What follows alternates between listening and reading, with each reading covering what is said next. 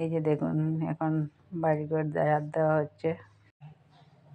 আর ওই যে এইদিকে বাচ্চারা খেলাধুলা করতেছে, বাচ্চারা খেলতেছে।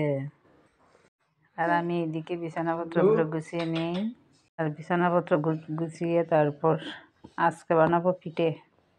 বিভিন্ন ধরনের পিঠা তৈরি করা হবে, সেই জন্য নারকেল ভাঙা হচ্ছে। চাল তো কিছু গুঁড়ি করানো হয়েছিল, আরও কিছু চাল ভিজিয়ে রাখছি। তাহলে আমি বিছানাটা গুছিয়ে নিই।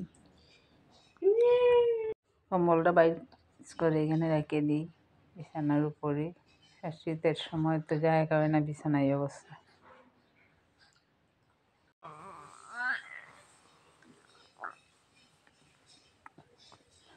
এই যে বিছানাপত্র গুছানো কমপ্লিট।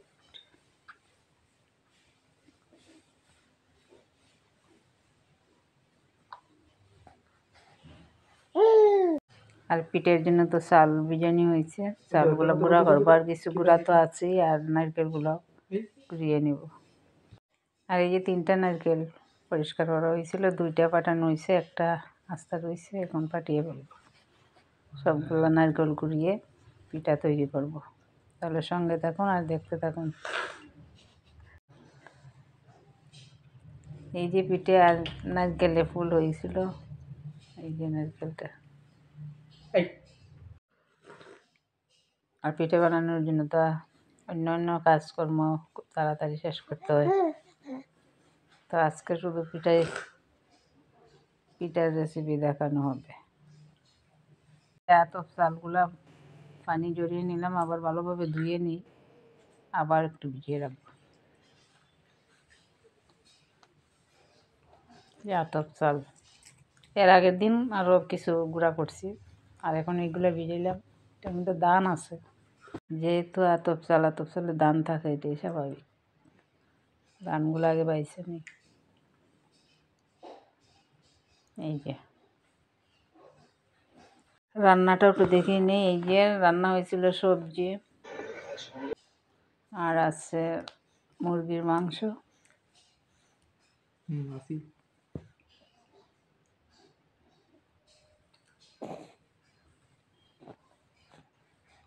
আর এদিকে আছে পাবদা মাছের তরকারি।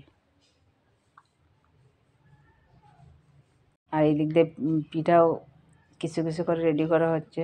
পিঠা বানিয়েছে বৌমা। এই যে এখানে অর্ধেক নামিয়ে আবার অর্ধেক কিছু দিয়ে দিল। আর পাটিসাপটাগুলো আগেই বানিয়ে এখানে রাখা হয়েছিল টেবিলে। এই যে